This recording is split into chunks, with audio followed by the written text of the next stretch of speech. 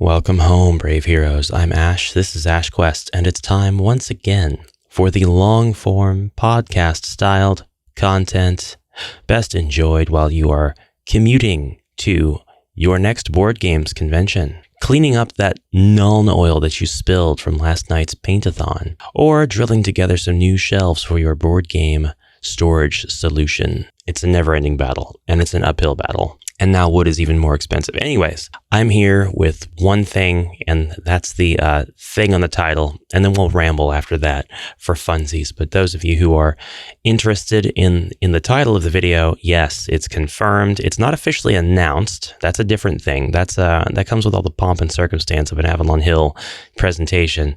It's not announced, but it is confirmed. It is factual. You can go confirm this for yourself if you'd like. ACDD Distribution, which is a retail games distributor, or a distributor rather for retail outlets, has the release date and the suggested retail price for Crypt of Perpetual Darkness, HeroQuest's Lost Mythic Tier expansion, Crypt of Perpetual Darkness. This is on a lot of people's wish lists. It has been from the beginning. It is the expansion previously locked behind the Joe Mango Jello door, and locked it shall be no more. So I was thinking about this while I was taking my cruise over to some game shops in the city yesterday, and I was thinking about how I would talk about all this. And really, there's not a whole lot to talk about. The MSRP is about $35 USD. The price point suggests what kind of size game it will be.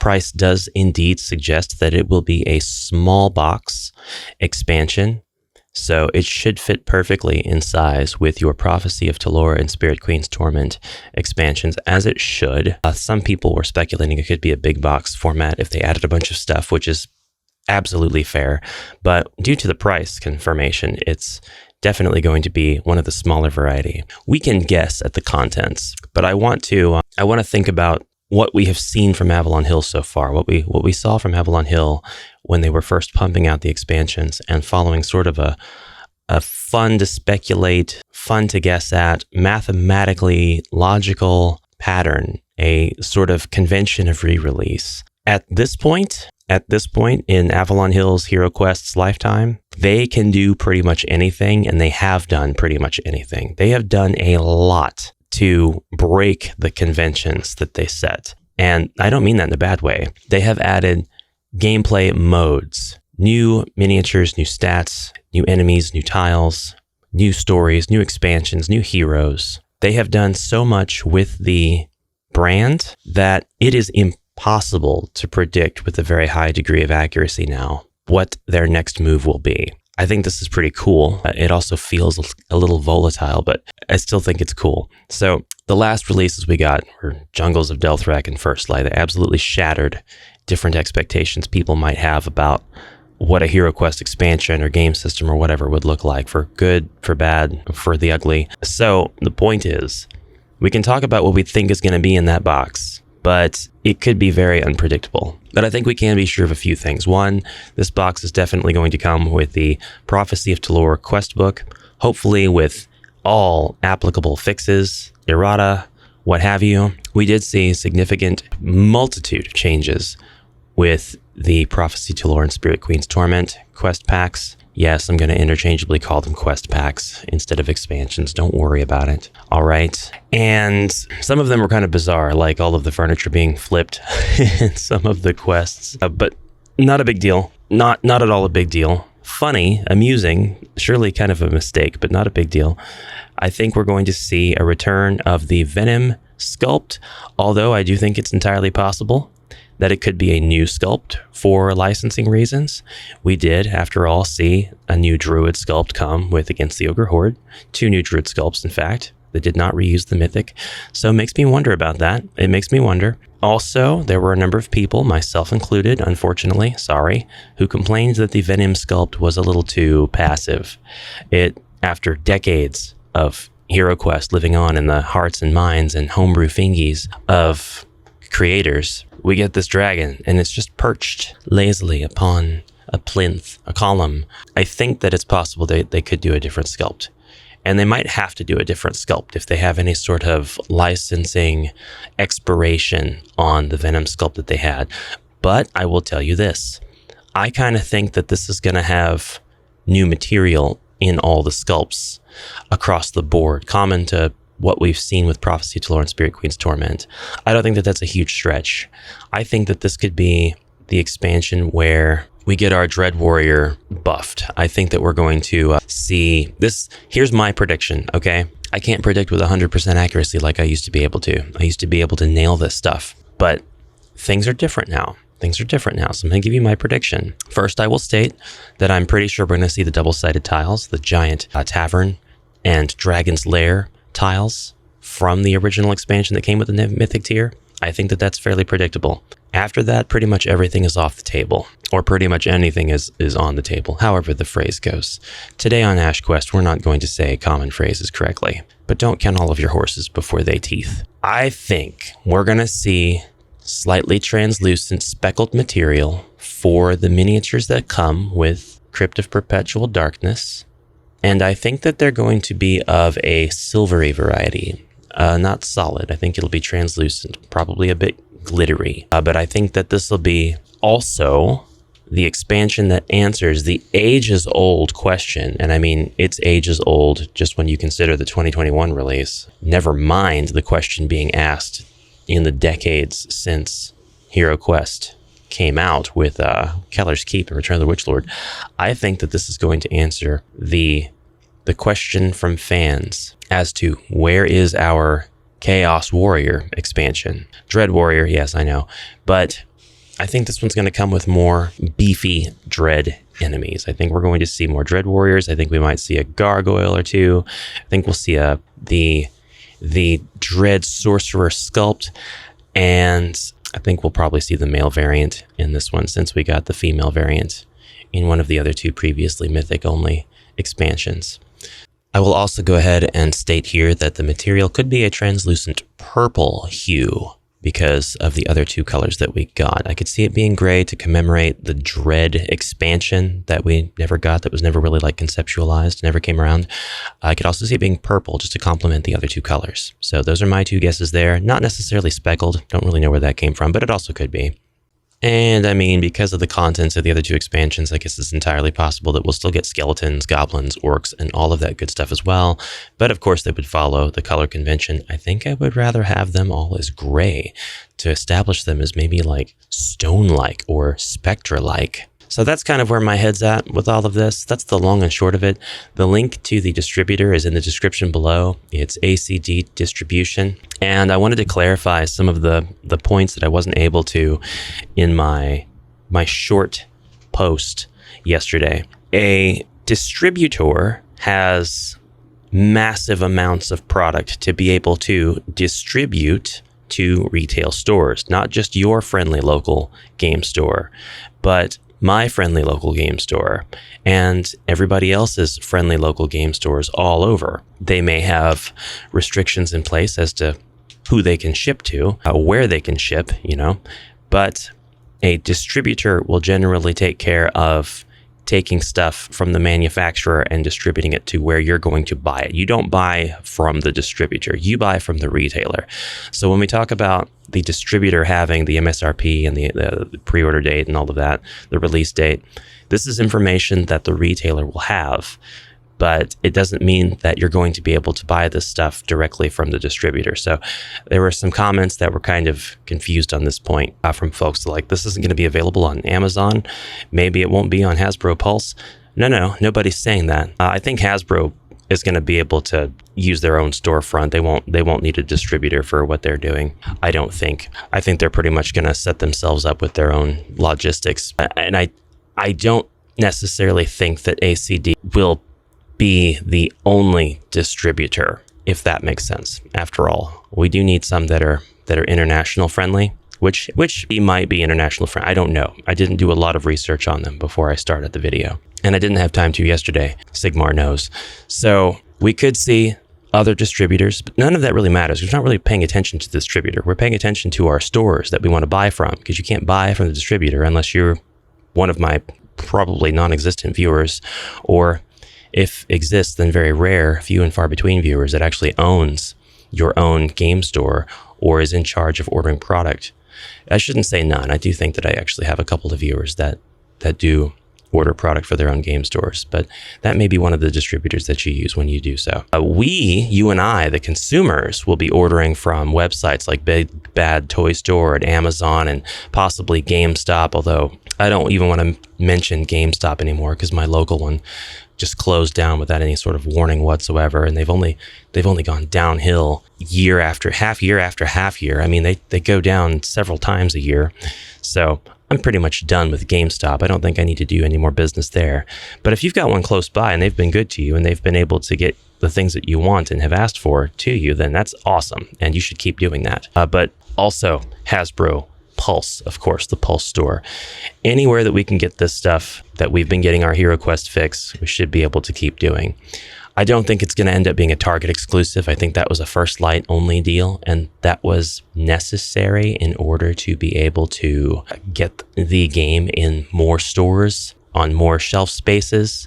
Target's a big deal, so making that deal was a good move for them. So I'm happy for them. I'm happy that they did that. I'm happy that First Light happened, that it's more economically priced, that it hopefully attracted a lot more people to the hobby, to the genre, to the industry, to the franchise, to the brand. But I did want to talk about the release, my predictions on what I think is going to be in that box, because you can't, you know I have to do that. I have to talk about what I think is going to be in the box. And we might go with a hero prediction too. A lot of people are hoping that the Rogue will be in here. Might seem like an odd request to some people, but I think that it's valid. The Rogue Heir of Ella Thorne is now worryingly becoming scarce. It's becoming very difficult to track down and buy retail-wise. Of course, you're able to get on eBay and get whatever you want, almost whenever you want. But the Rogue Heir is beginning to disappear, and in some places has been gone for a while. So I think there's a number of people that think it would be a really smart move for the Rogue to actually be the hero that comes with Crypt of Perpetual Darkness. Would be a pretty smart move. If you think about all of this in retrospect, it would have been smarter to have the Rogue come with Rise of the Dreadmoon and just save the Knight for Crypt of Perpetual Darkness. I mean, we all wanted the Knight, but I mean, we can all agree that the Guardian Knight debacle should never have happened. So it's a matter of Prophecy of Talor, Spirit Queen's Torment, and Crypt of Perpetual Darkness that just should have come out much sooner instead of being locked behind crowdfund doors. But I think it's a reasonable speculation that the Rogue could come with Crypt. After all, what better class or what better kind of hero than a Rogue to help raid a Crypt? Plus, it's just easier to get existing materials, especially materials that are becoming scarce out in the wild, and issue sort of a rerun, and they wouldn't have to go through the whole Rogue packaging and redistribution of that item, especially to stores that probably wouldn't want to order it because maybe it just wasn't a big seller when it got to them the first time around. It's hard to talk about intelligently because online stores, they've been around forever at this point, but they still complicate things. I'm not necessarily saying no effort would have to go into the re-release of a Rogue if it were packaged in with Crypt of Perpetual Darkness, and I'm not saying that no work went into the re-release of Crypt.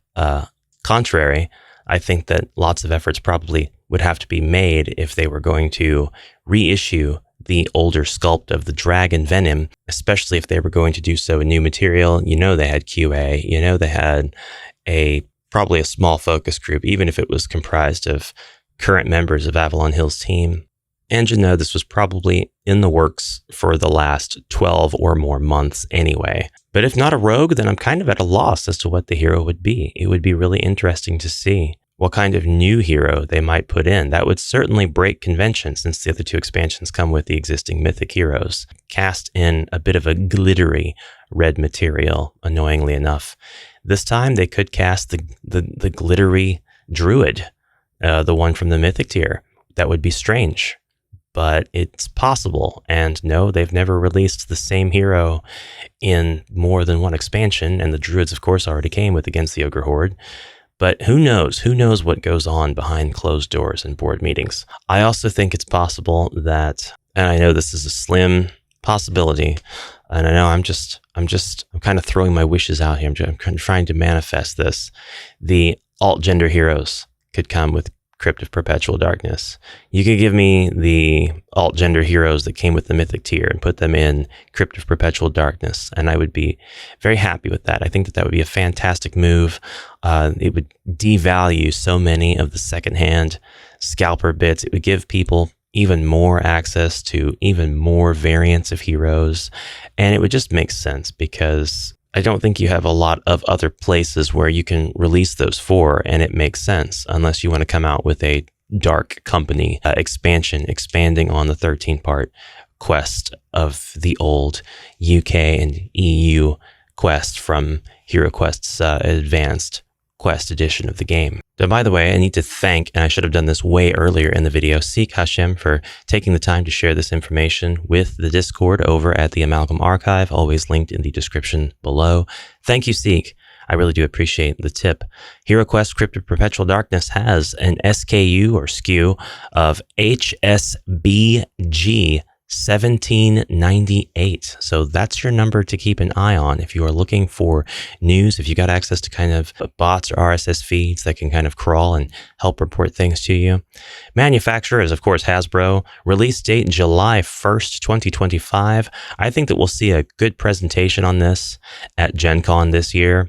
And I think that they might tease Wizards of Morcar. No official announcement on either Crypt of Perpetual Darkness or Wizards of Morcar yet, but I think that we'll see these things at Gen Con. I really do.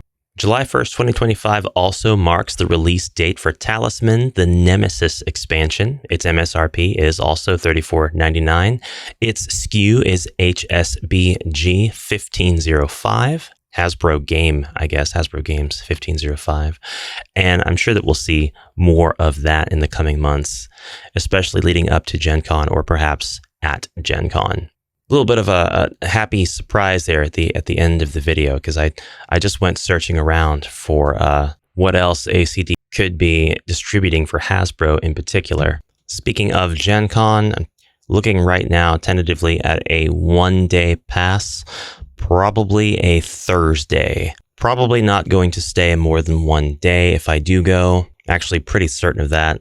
Just really no idea kind of what my job situation is going to be at that time. Or I kind of know what my job situation will be, or at least I hope I know, but I'm not sure what my schedule will be like at that time. I'm not sure how realistic it will be to attend the convention from where I'm at. The most realistic thing would be to go for one day and then get out of there and come back. If I can't knock everything out in one day, then what was all of that convention window shopping training for that I've done in the past? So if you're going to Gen Con, you might see me there. You likely won't, though, because I'll be in disguise. But honestly, I'll just be lost in the crowd of people window shopping. So that's about it. I really just wanted to talk about the Crypt of Perpetual Darkness, the release date, where we are getting this information, why it's confirmed, and temper the expectations of anybody who might see this as an opportunity to go ahead and place the pre-order. The pre-order is not up yet.